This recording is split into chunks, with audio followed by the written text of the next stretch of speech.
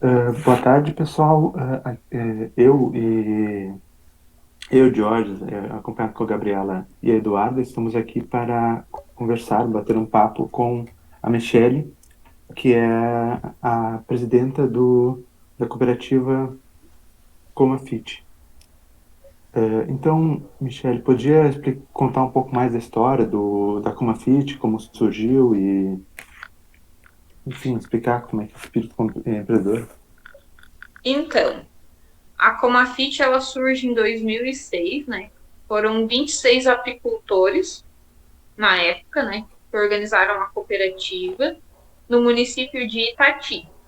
O território da cooperativa é Itati, Três Forquilhas e Terra de Areia, tá? Só a gente pode ter associados apenas desses três municípios.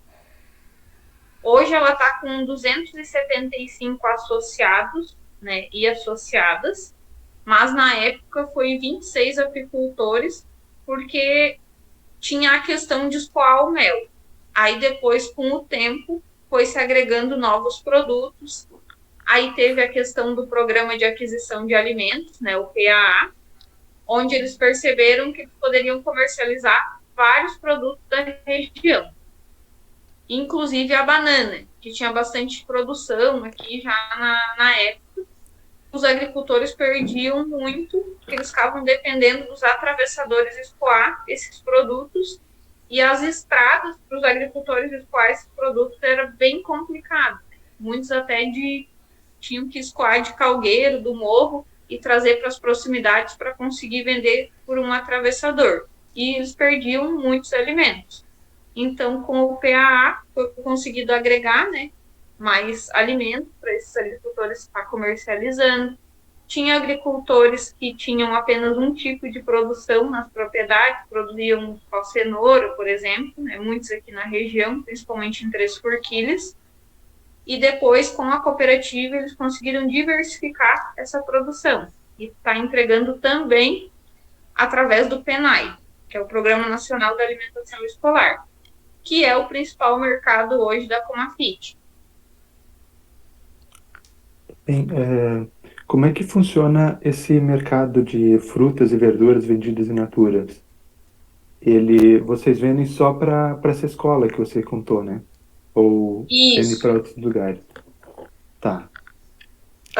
Então, o nosso principal mercado é o PENAI, né? PENAI, o PA, mas a gente também entrega para o mercado privado. Mas é um percentual bem pequeno, assim, perto, né, de toda a comercialização que a gente tem para os outros, né? É uma parcela ainda. A gente pretende aumentar, né? A gente pretende agregar aí com agroindústria, né? Logo, logo, né? Para a cooperativa, para estar processando mais os alimentos. Por enquanto, a gente tem agricultores associados, né? Com a Supermascavo, né? Agroindústria. Tem um que tem para geleia, aí tem descascado. Mas, assim, nunca a cooperativa teve uma agroindústria, né? Para estar porque são produtos que saem mais para o mercado privado, né? E aí a gente pretende ir aumentando. Também, como é feito o recebimento das matérias-primas? Como é que vocês fazem para ter esse receber Cada e já matéria-prima que você fala é um alimento in natura que a gente entrega isso? na escola. Certo. Como que a gente organiza, tá? Vou começar pelo plano de cultivo.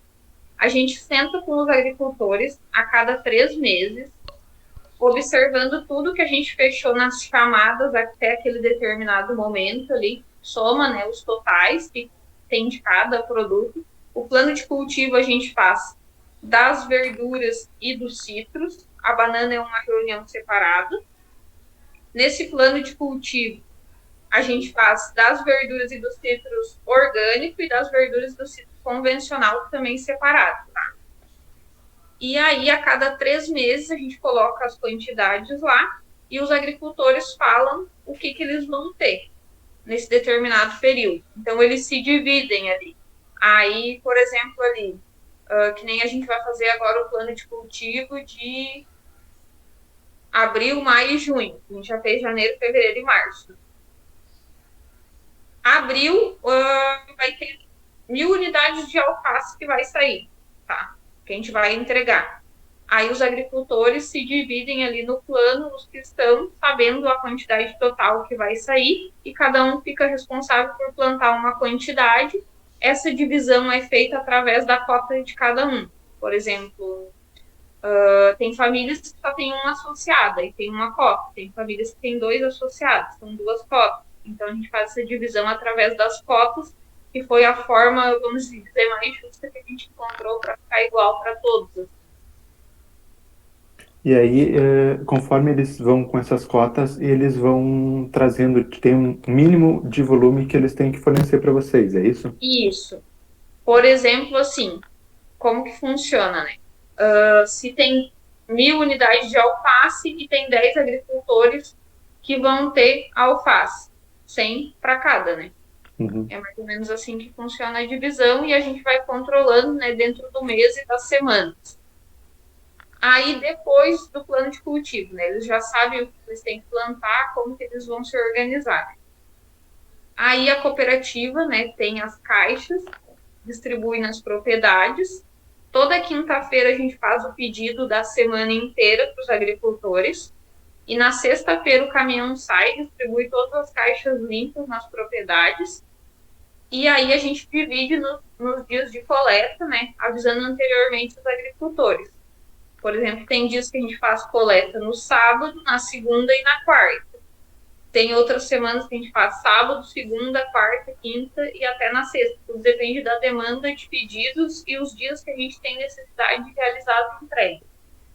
Mas tudo já é combinado com os agricultores anteriormente, o dia de largar a caixa, o dia que tem que fazer a coleta, e a gente tem o caminhão que passa em todas as propriedades, deixando, né, a caixa para eles organizar, porque é o agricultor que organiza o seu alimento, ele pesa também, porque dentro dessa reunião do plano de cultivo tem uma tabela padrão que o agricultor já sai daqui sabendo sobre a qualidade, sobre a quantidade que tem que colocar em cada caixa, né, o tipo de produto que vai para entrega e o que não vai, e ele mesmo é responsável. Aí tem um código, cada agricultor tem um código, uma etiqueta que coloca na sua caixa. Ele escreve lá e cola na sua caixa, que aí a gente sabe, né, depois que o caminhão chega lá no pavilhão, a gente sabe identificar de onde veio cada produto. Tá, e quais são os cuidados que vocês adotam nessa coleta dos alimentos, das verduras, frutas? O As caixas agricultor, são alguma coisa específica? como assim? Tipo, é de... Acho que não... Para a fácil, acho que não chega a ser de isopor, né? Ou Não, usa... não, é caixa plástica. Tá, Tudo que é verduras ali é caixa plástica. Aí o produto da agroindústria tem que ser. Se for produto de aipim, por exemplo, uhum, congelado, aí tem que ser. tá bem. Aí as caixas elas saem higienizadas do pavilhão, né? A gente faz a lavagem com hipoclorito ali, né? Tem as caixas verde grandes que são para os convencionais, e aí tem as caixas orgânicas que são a cinza e a vermelha. A gente tem separado também e identificado as caixas, né? O que é coleta de convencional e o que é coleta de orgânico separado. E no plano de cultivo dos orgânicos acontece a mesma coisa, tá? É a cada 3 meses, feita uma reunião. A gente também tem o armazenamento separado, tá? O que é banana e verduras orgânicas tem um pavilhão em Itati para fazer o armazenamento desse alimento. Antes a gente não tinha, era tudo junto, a gente separava em setores dentro do pavilhão lá na Sanga Funda, mas agora a gente tem um outro pavilhão aqui em Itati para organizar a parte dos orgânicos, tá?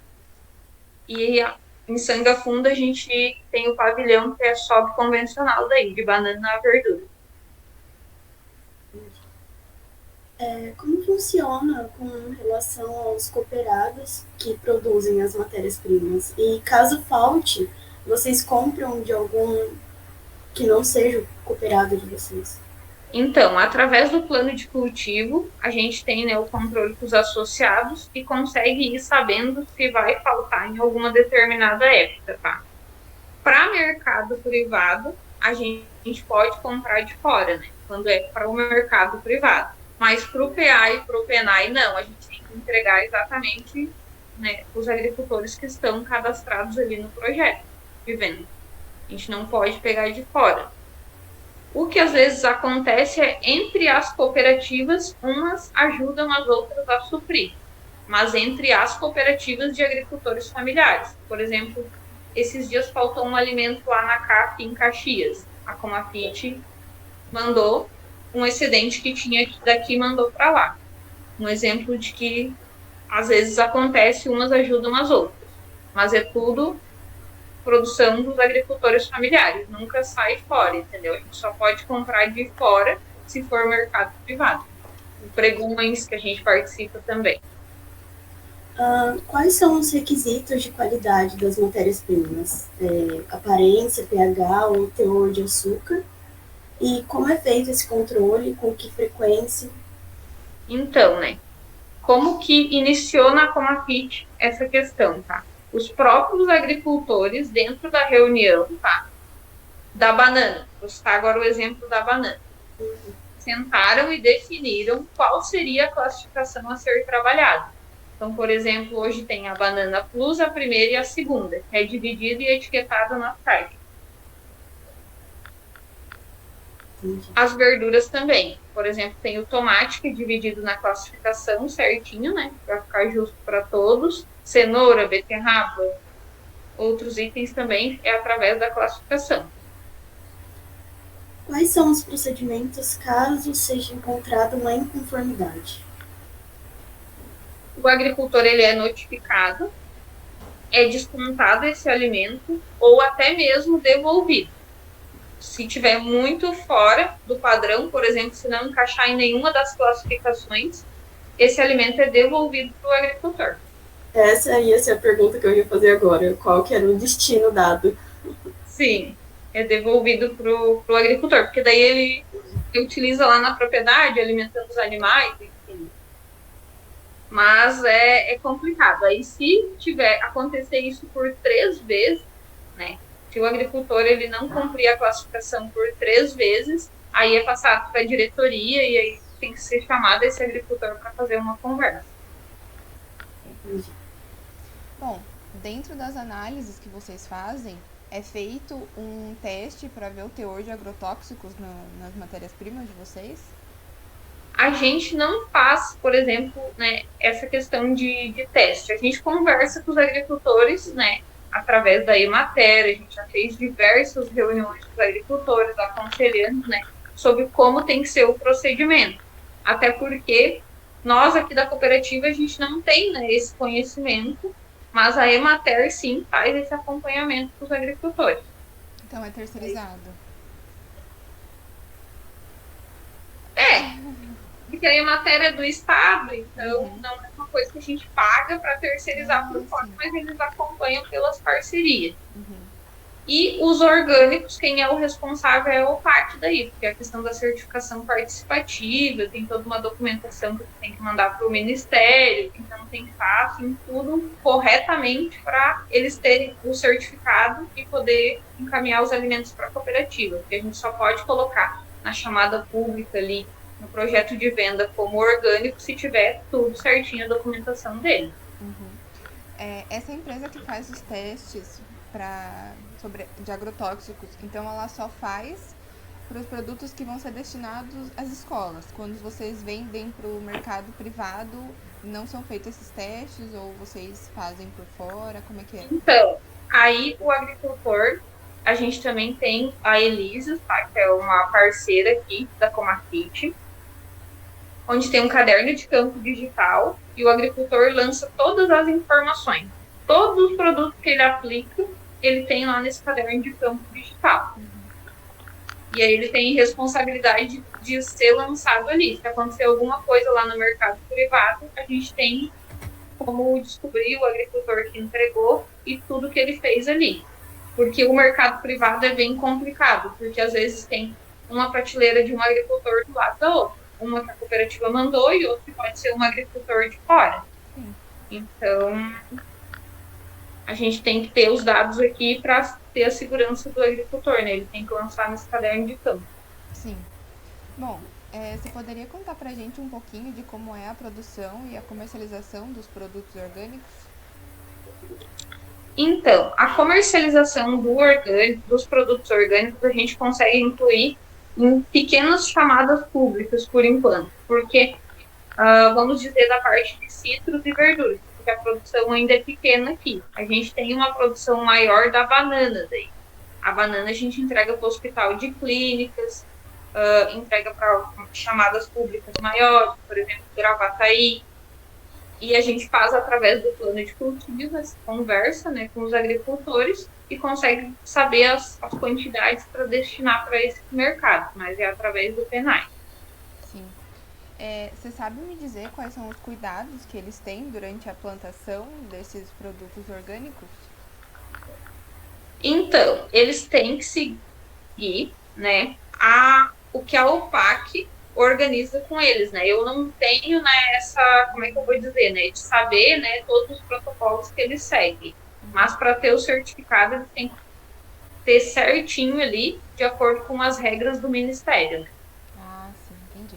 Bom, você poderia nos dizer, então, qual a importância das cooperativas na produção de alimentos no Rio Grande do Sul? Extremamente importante. Extremamente importante. Por quê? Hoje a gente ainda consome muito produto de fora aqui dentro do nosso estado. A gente estava entregando para os presídios, tá? Há poucos dias atrás. E a gente sabe que vem carretas de alimentos aqui. E sendo que os nossos agricultores familiares muitas vezes estão perdendo seus alimentos aqui na região. Porque hoje a gente tem muitas cooperativas organizadas. Um exemplo disso é a Rede Coop, que são mais de 40 cooperativas do estado, tá, de agricultores familiares associados, cerca de 14 mil agricultores familiares associados à Rede Coop, que tem como produzir de forma organizada. Só o que acontece? Eles preferem comprar esses alimentos do mercado privado, em pregões, sendo que eles poderiam comprar, né, de forma organizada dos agricultores, ter toda uma programação que a gente sabe que eles têm de cardápio e organização. Se eles antecipassem, os agricultores poderiam produzir todos esses alimentos e está sendo consumido, né, de agricultores de dentro do nosso estado, que não é uma prática que acontece hoje e que seria muito importante para a sustentabilidade dos agricultores familiares. A gente sabe aí que na época da pandemia a gente teve um retrocesso bem grande nas cooperativas, muitos agricultores perderam os seus alimentos por não conseguir escoar.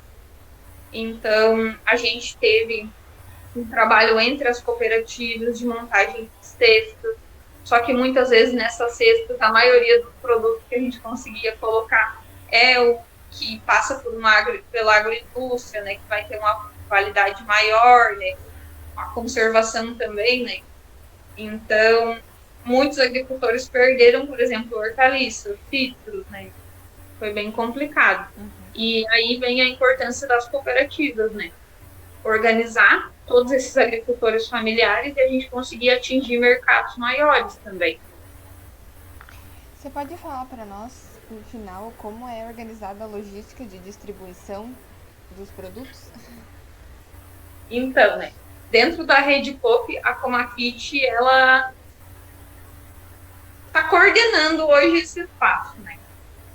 Que é uma coisa que a Comafit sempre fez, desde que trabalhava com pequenas chamadas ainda aqui na região, mas de centralizar essas cargas, né, de várias cooperativas e como é que eu vou te explicar?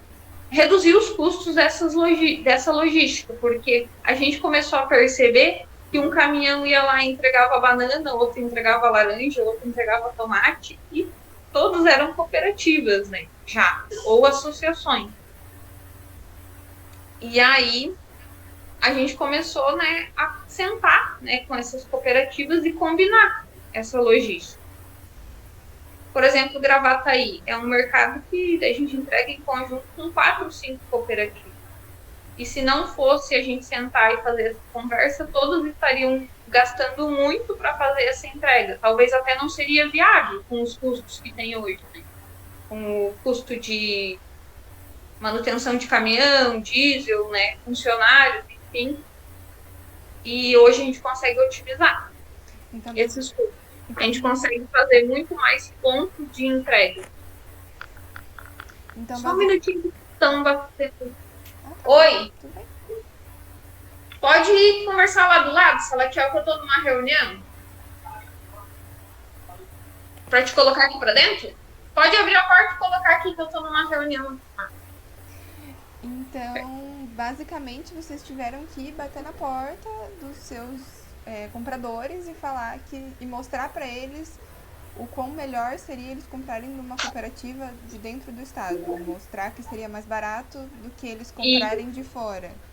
Então, o que acontece? Tá? Os compradores, hoje são as prefeituras que a gente participa das chamadas públicas, que hoje tem que, no mínimo, a prefeitura tem uma lei, né, que tem que comprar 30% da agricultura familiar. No mínimo, tá? Porque vem um recurso do FNDE e 30% desse recurso tem que ser comprado do agricultor familiar. Tem uma lei que nos ampara. Claro que a gente sabe que não é muito cobrado, né? A gente tem que estar correndo atrás. A gente gostaria que fosse melhor, mas a gente sabe que tem municípios aí que já estão comprando 50% ou até 100% desse recurso. Então, para nós é um trabalho aí que vem na tendência de crescer cada vez mais. A gente percebe que nesse ano já está tendo um volume maior de chamadas públicas e o interesse também, né, das nutricionistas em estar colocando os alimentos da agricultura familiar. E a gente quer que aumente cada vez mais, né? Por nós a lei poderia ser não 30, mas pelo menos 50. Já ajudaria muito. Sim. Não sei se da parte da logística vocês conseguiram entender bem ali. Eu acredito que sim. Sim. Porque também tem outro exemplo que eu posso citar, que é da Rede Coop, tá? Que são essas 40 cooperativas que sentam e conversam, não só sobre as chamadas públicas, mas também sobre a logística. Por exemplo, a gente leva a banana para Santa Maria e desce carregado com outros produtos, arroz, feijão, para a região metropolitana também, tá? Então, o caminhão ele nunca está vazio, ele sempre tem alguma carga de alguma cooperativa dentro. Michele, as nossas perguntas se encerraram. Você gostaria de nos dar uma informação extra, algo que a gente esqueceu de perguntar, algo que você acha relevante da gente saber nesse processo? Então, né, acho que também cabe falar da parte social, né, da cooperativa, né, a importância que tem, né, dos agricultores estarem reunidos para estar discutindo junto, não só a parte da comercialização, mas a parte também da organização. Saberem que eles não estão sozinhos, porque antes o agricultor ele ficava muito à mercê, né, do mercado, assim, né. Por exemplo, hoje está um preço, amanhã está outro, aí vem o atravessador, né, para levar, por exemplo, para a Ceasa, e hoje o agricultor ele tem uma tabela fixa, né, desse preço desse alimento. A gente fecha na chamada pública, e lá no plano de cultivo que eu tinha falado para vocês, a gente também já apresenta o preço desse alimento. Então, o agricultor ele sai daqui sabendo a quantidade que ele tem que plantar e o valor que ele vai receber pelo alimento. Não é hoje uma coisa e amanhã outra, não. Eles têm certeza que vai ser daquela forma que foi combinado. Ainda mais porque as cooperativas têm esse engajamento mais de o próprio agricultor, ele trabalhar para ele mesmo, né? Exatamente. Não tem muito É essa a coisa de extensão da empresa. casa do agricultor, né? Os associados, que são os verdadeiros responsáveis por a cooperativa funcionar, né? Se eles não tiverem o produto, né? E a organização, porque desde o primeiro dia que foi sentado, o primeiro grupo de agricultores aqui, eles foram determinando e tomando todas as decisões. Não tem a Michele tomar uma decisão sozinha. A gente toma decisões aqui da parte burocrática, né? Um contrato que tem que resolver, mas tudo que for de relevante importância para a cooperativa, né? Uma compra, uma aquisição de um veículo, um prédio, um capital de giro, tudo é o agricultor que vai decidir. E assim, Através das assembleias, né? Como é que Exatamente. funciona elas melhores? É tipo uma votação que fazem? Exatamente. A gente apresenta as propostas e é decidido, né, pela maioria, né, o que eles acham importante para a cooperativa, todos os anos. Inclusive, aqui a gente não faz só a assembleia, tá? A gente faz as reuniões de comunidade, passa por todas as comunidades, conversando com os agricultores todo final de ano ali, mais ou menos pelo mês de novembro. E aí, por que é importante de forma aproximada estar conversando com os agricultores, sabe? Não é uma coisa só chegar lá na assembleia e apresentar. Eles já têm ideia mais ou menos do que está acontecendo quando eles chegam na assembleia. Já foi discutido nas reuniões de comunidade o trabalho que foi realizado durante o ano e as pretensões que vai se tendo sobre a cooperativa, os novos mercados, o que a gente pretende construir para o próximo ano. E aí lá na assembleia o pessoal já tem ideia, já consegue saber o que é mais importante ou não, porque já teve um tempo para pensar sobre também. E essas conversas são, tipo, elas ocorrem com que frequência? É tipo mensal ou como é que vocês A fazem? reunião de comunidade, ela funciona todo final de ano. A gente passa em cada comunidade fazendo essas reuniões. Aí a gente utiliza tarjetas, projetor, né? Divide em grupos para debate todo final do ano. E a Assembleia Geral, ela acontece sempre em março. E fora as reuniões do Conselho Administrativo, que é todo mês, reuniões do Conselho Fiscal. A gente, desde que foi fundada a cooperativa, foi tomada a decisão que seria todo mês. Então, a reunião do Conselho Fiscal é todo mês que acontece aqui na Comafit. Do Conselho Administrativo, todo mês também, né? Para os conselheiros estar a par do que está acontecendo, tanto da situação financeira, quanto tomadas de decisões um pouco, né, menores, que não necessitam de uma assembleia, por exemplo. E quando vocês montaram o primeiro grupo de colaboradores, né? Vocês deram algumas instruções de como seria a qualidade, ou mostrar, tipo, que tipo de agrotóxicos eles poderiam usar, que tipos de defensivos agrícolas eles poderiam usar, o que eles poderiam, o que eles não poderiam, ou eles aprenderam meio que por si só, assim, Quando iniciou o plano de cultivo, os primeiros agricultores, Isso. fala, É. sempre assim, ó, sempre foi realizado um trabalho em conjunto com a Emater, tá?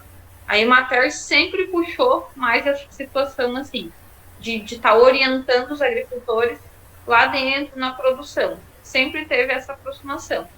Então, vamos dizer que teve uma construção que hoje os agricultores eles continuam, né, tendo esses cuidados. Inclusive, acho que faz um ano, mais ou menos, a gente teve uma reunião ainda falando sobre essa questão, né?